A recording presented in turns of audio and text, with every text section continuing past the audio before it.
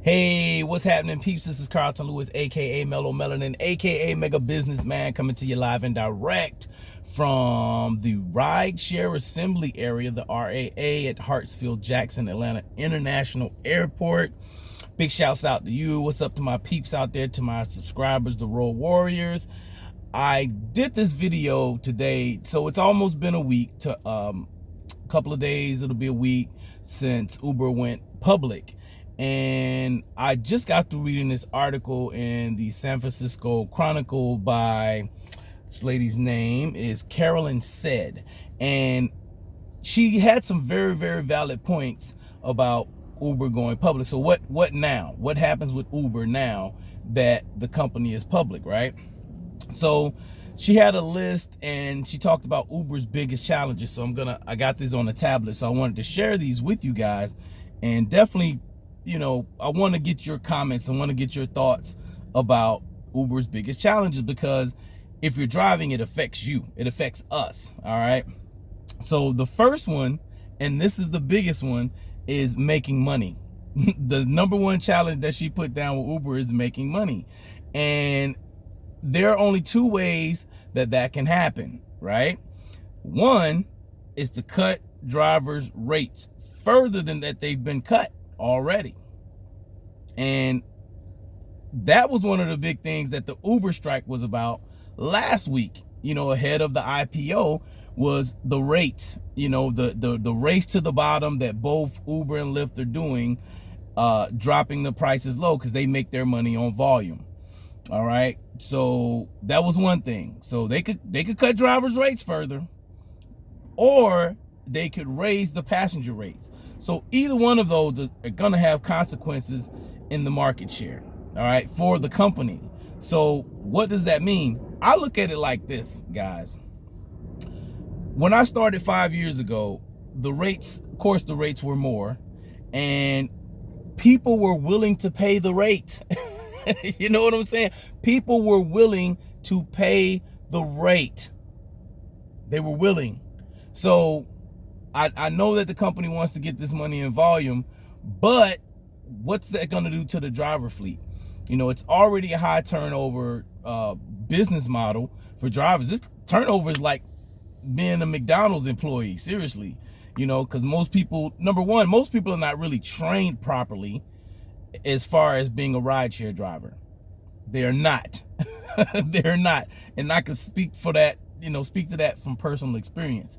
So the second thing, which actually piggybacks to that, their second biggest challenge, is driver relations. We just had this big strike. Some people want benefits, and I'm going to talk about that too. We're going to talk about that. That'll lead into the next thing as far as driver relations. But right now, driver relations are not the best. I'm part of the beta program for Uber Pro, and I think that's a pretty good program. With the different tiers, you have gold, platinum, and diamond statuses, and of course you have your basic level, which is Uber Partner. Anybody can get that status just by driving. And I'll talk about that in a whole different video. I'll make a video about Uber Pro. I think it's a good program. I came in as diamond, and I've experienced some serious benefits just by being the diamond, just having some types of knowledge that most people don't have. But the driver relations are strained right now. So that's a big deal for the company, because drivers are the backbone of the company. So that piggybacks and flows right into number 3, worker status. So we are independent contractors. Now, in places like New York, these guys have been ruled to where they can get minimum wage at $17 an hour after tax. So that's a big deal. That's a really big deal if you're really, really paying attention to what's going on.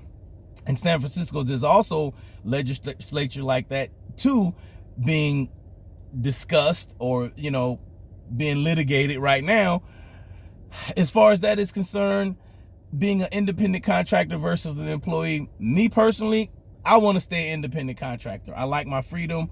I don't want to have to be told when I have to be somewhere, what time I have to be somewhere. I don't want to have to deal with that. All right. I like doing this for the flexibility. Here I am making a video in the middle of the day. It's 8:18 a.m.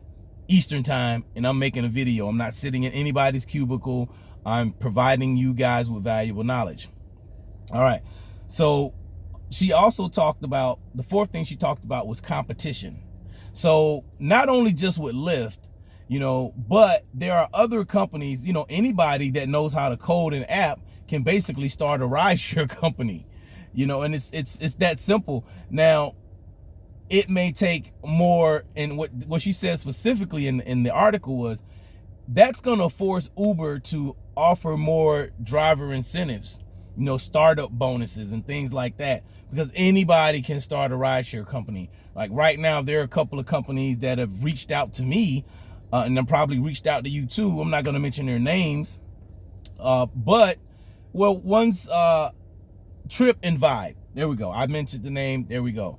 I don't know what you guys' experiences with those companies are. I'd be interested in definitely hearing what your experiences are with Trip and Vibe. I know neither one of them has really gotten started yet, and they're recruiting people with a network marketing type business model, which I'm okay with that. A lot of companies have started with network marketing business models.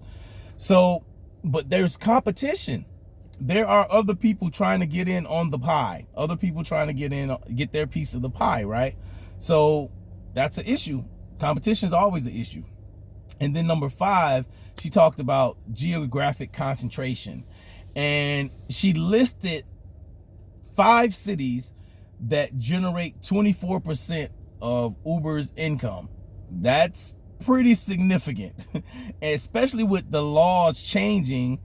And one of the cities was San Francisco, the San Francisco Bay Area. So she listed LA, Los Angeles, New York City, San Francisco, London in the United Kingdom, in Sao Paulo in Brazil. So 2 international places and 3 domestic here in America. And she also mentioned too, and this was something really interesting. I found this really interesting because I do a lot of airport trips. She said airports contribute to 15% of Uber's bottom line. So airports worldwide contribute to 15% of their bottom line. Now, here's why this is an issue. It is an issue because the regulations tend to change a lot with airports. So some airports don't want Uber. Some want Uber, but they want the price. They want the price, not necessarily the price, but they wanted certain regulations to happen. Certain things need to happen in order to be a part, in order to pick up legally from an airport. So like here in Atlanta, for instance, right? So before it became legal for us to pick up here in the airport, you had to call the customer in advance. You had to find out what they were wearing. They had to get in the front seat of your car. You had to act like you knew them and all of that, right? So the airport wanted to put a stop to that. They knew it was happening. They really couldn't control it. So they wanted to put a stop to that. And so they charged both companies, Uber and Lyft, I think it was like 40 grand, don't quote me on that. It was some amount of money each company had to pay up front.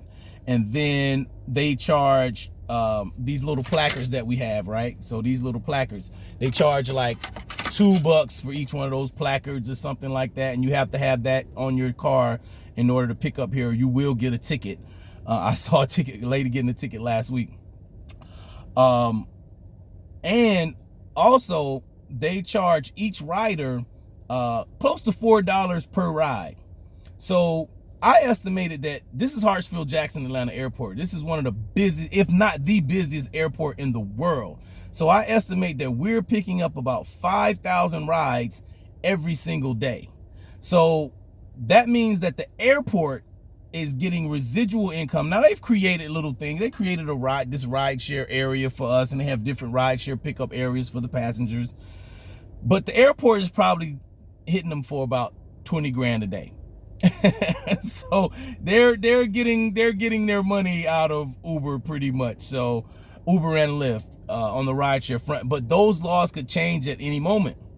For instance, the state of Georgia is now going to be taking over the sorry about that, got a call coming in. the state of Georgia is now going to be taking over the airport instead of the city of Atlanta. So that may cause some changes. We don't know. Okay, we don't know what kind of changes that's going to cause. So I'd like to hear you guys' thoughts on that. What do you think some of Uber's biggest challenges are? If you're a driver, definitely chime in. If you're not a driver, I know a lot of people chime in on these videos even though they don't drive, and that's okay. You know, everybody has an opinion. I welcome your opinion. It's good to talk about these things. The more dialogue there is, the more we can, you know, affect change. I really do think that we can definitely affect change the more dialogue that we have amongst ourselves. All right, so hope you got some value out of this video. If you did, like, comment, share it with somebody, and make sure you hit the subscribe button. And if you want to check out my other website, go to www.whoiscarlton.com. If you want to learn more about marketing, mindset, leadership, and business, go there to that website. And I'll see you guys on the next video. This has been Carlton Lewis, aka Mellow Melanin, aka Mega Businessman, coming to you live and direct from Atlanta, Georgia. I'm still the Southeast Beast, the Conquering Chief, Your Highness, the Finest Prosperity Don #1, and this video is a wrap. Peace.